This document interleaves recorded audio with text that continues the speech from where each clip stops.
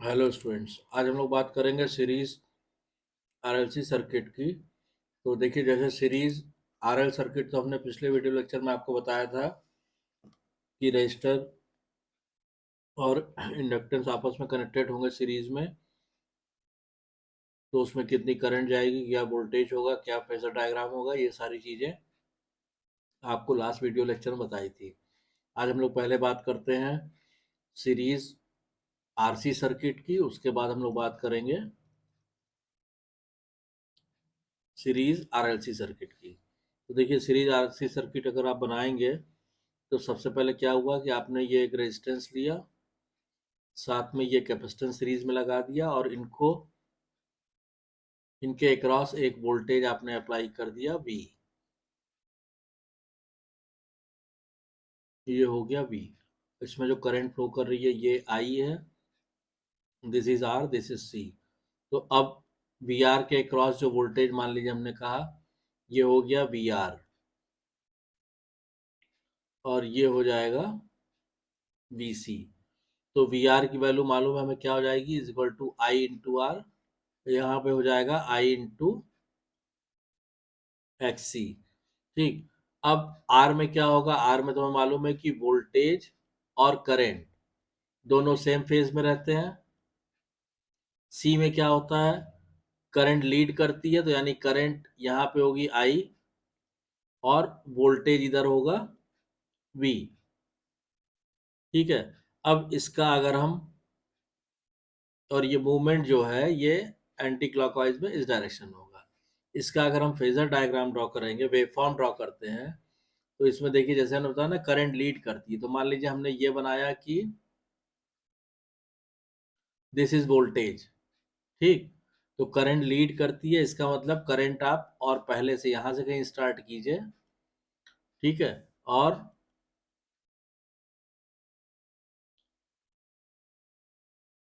ये आपकी आ जाएगी करंट। ठीक है। या उसकी इसकी वेवफॉर्म भी साइनसोइडल ही रहेगी, तो उसको फिर से फेयरली ड्रॉ कर दीजिए। ये मान लीजिए आ गई आपकी करंट। तो ये करंट की इक्वेशन हो गई I equal to I M. मान लीजिए पहले हम वोल्टेज की लिखते हैं, तो अगर वोल्टेज की सपोज कीजिए इक्वेशन है V equal to V M sine omega T. तो चूंकि करंट लीड कर रही है, तो करंट की इक्वेशन क्या हो जाएगी, I equal to I M sine omega T plus five. ठीक है। ये एक्सिस ओमेगा टी है, ये आपको पता ही है। वाई एक्सिस पे हम चाहे ई दिखाएं चाहे आई दिखाएं। ठीक है। तो ये इसका आरसी सर्किट में वेवफॉर्म हो गई वोल्टेज की और करंट की। अब अगर हम फेजर डायग्राम ड्रॉ करेंगे, तो फेजर डायग्राम देखिए इस तरह आएगा। ये तो हो गया आपका वी आर, ये हो गया वी आर। अब VC क्या होगा, VC आपका इस डायरेक्शन में होगा 90 डिग्री, तो ये हो गया आपका VC। तो ये जो रिजल्टेंट आएगा दैट विल बी V। ये हो गया V, यानी V equal to I into Z हो गया। वी आर बराबर आपको मालूम है आई आर, वी सी बराबर आई इंटू एक्स सी। और ये जो लैग करेगा, ठीक है, ये एंगल हो जाएगा फाई। तो अगर इम्पिडेंस ट्राइंगल आप इसका बनाएंगे तो ये हो जाएगा आर, ये हो जाएगा एक्स सी, और ये हो जाएगा जेड, दिस इज जेड।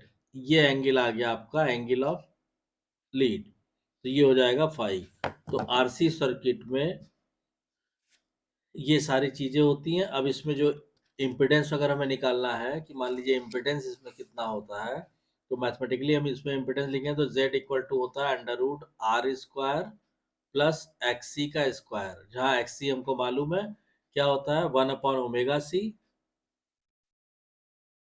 मतलब 1/2 पाई एफ इंटू सी। ठीक है। करंट कितनी होती है इसके अंदर, करंट हमें मालूम है V/Z होगी। पावर फैक्टर की अगर हम बात करेंगे तो कॉस फाइव पावर फैक्टर हो जाएगा R/Z। ठीक है। और एंगल ऑफ लीड की बात करेंगे तो एंगल ऑफ लीड मतलब करंट कितना लीड करेगी, तो एंगल ऑफ लीड आ जाएगा phi equal to cos inverse R/Z। तो और एक चीज रहेगी आपकी पावर कंज्यूम, तो पावर कंज्यूम कितना हो जाएगा, power consumed in series RC circuit हो जाएगा VI cos phi, VI cos phi, जैसे हमने RL के केस में देखा था। तो ये आ जाएगा आपका I²R वॉट्स। तो ये सारी चीजें आरसी सर्किट के बारे में हमने आपको बता दी। Circuit diagram, waveform, impedance triangle, voltage का फेजर डायग्राम, और ये सारी चीजें। जैसे अगर आप चाहें तो आप इसको लिख भी सकते हैं, मेंशन भी कर सकते हैं यहाँ पे कि कौन सी चीज क्या है। तो ये तो मान लीजिए हो गया आपका circuit diagram RC series circuit का, ये हो गया वोल्टेज एंड आई का वेवफॉर्म हो गया, ये आपका आ गया फेजर डायग्राम, फेजर डायग्राम, और ये हो गया आपका impedance triangle. This is called impedance triangle. ठीक। बाकी इम्पीडेंस कितना होता है, करंट कितनी होती है, पावर फैक्टर कितना होता है, एंगल ऑफ लीड क्या होता है, और पावर कंज्यूम क्या होता है, सारी चीजें हमने आपको सीरीज आरसी सर्किट के बारे में आपको बता दिया। ये ध्यान रखिएगा, आर एल मतलब इंडक्टेंस, जहां इंडक्टेंस होगा वहां करंट लैग करेगी, और जहां कैपेसिटेंस होगा वहां पे करंट लीड करेगी। ठीक। अब इसके बाद हम लोग बात करते हैं सीरीज आरएलसी सर्किट की। ठीक है। तो सीरीज आरएलसी सर्किट में भी ये सारी चीजें हम आपको बता देते हैं इन केस ऑफ। पहले हम लिखते हैं यहाँ पे सीरीज आरएलसी सर्किट। ठीक। तो पहले जब हम इसका सर्किट डायग्राम बनाएंगे, तो इसका सर्किट डायग्राम कैसे बनेगा, पहले हमने ये आर लगा दिया, फिर एल, फिर सी, और इसके अक्रॉस जो हमने ये वोल्टेज दे दिया वी। ठीक, ये हो गया आर एल सी। अब आर के क्रॉस जो वोल्टेज हुआ वो वी आर, ये वी एल, और ये वी सी। ठीक। अब हमें मालूम है कि वी आर क्या होगा, आई इंटू आर होगा। वी आर क्या होता है, आई आर। ये होता है आई इंटू एक्सएल, ये होता है आई इंटू एक्स सी। अगर करंट आप यहाँ पे ड्रॉ करना चाहें कि किस किस कौन से करंट किस फेज में रहती है, तो आपको मालूम है आर के केस में क्या होता है, वोल्टेज और करंट, वोल्टेज और करंट दोनों सेम फेज में होगा। इंडक्टर के लिए क्या होगा कि आपका करंट लैग करती है, यानी वोल्टेज अगर ये है तो करंट ये होगी, और कैपेसिटर के केस में अगर वोल्टेज ये है तो करंट लीड करेगी इस डायरेक्शन में, आई। ठीक। तो ये ध्यान रखिएगा। अब इसके बाद हम बात करते हैं कि मान लीजिए फेजर डायग्राम की। तो जब आप फेजर डायग्राम ड्रॉ करेंगे तो उसमें दो केस हो सकते हैं। पहला क्या, कि जब एक्सएल इज ग्रेटर देन एक्ससी होगा, तो फेजर डायग्राम क्या आएगा, देखिए फेजर डायग्राम ये आएगा कि वी आर तो यही रहेगा। ठीक। मान लीजिए वी एल है ये, और वी सी है ये, तो इसका जो डिफरेंस होगा यहाँ पे ये शो करेगा वी एल माइनस वी सी। तो ये आ जाएगा आपका V। ठीक। तो V बराबर यहाँ पे क्या है होगा, आई इंटू जेड, और वी आर बराबर आपको मालूम है आई इंटू आर होगा, और वी एल माइनस वी सी आप आई इंटू एक्सएल माइनस एक्स सी कर देंगे। ठीक। तो इस तरह से आपका फेजर डायग्राम इस केस में ये आएगा। अगर हम मान लीजिए दूसरा केस लेते हैं, जब एक्स सी बड़ा है, यानी when X C is greater than XL, तो क्या होगा, तो देखिए सिंपली आपने कहा कि वी आर ये हो गया। अब सपोज कीजिए VL ये है और VC ये है, तो VC माइनस VL कहाँ होगा, यहाँ कहीं होगा। ठीक, this will be equal to VC minus VL। तो जो रिजल्टेंट आएगा वो आएगा ऐसे।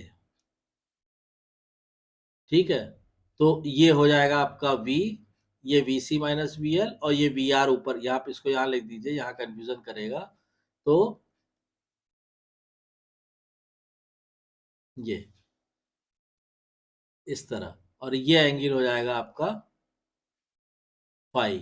V जैसे आई जेड रहता है वो आप आई जेड हो जाएगा, VR जैसे I इंटू आर रहता है I इंटू आर हो जाएगा। ठीक है, अब जब आपने फेजर डायग्राम इस तरह बनाया है तो इसका जो इम्पिडेंस ट्राइंगल होगा वो भी आपका इसी तरह, मान लीजिए ए बी ये हो गया। अब अपने इम्पिडेंस ट्राइंगल ये हो गया आपका सर्किट डायग्राम।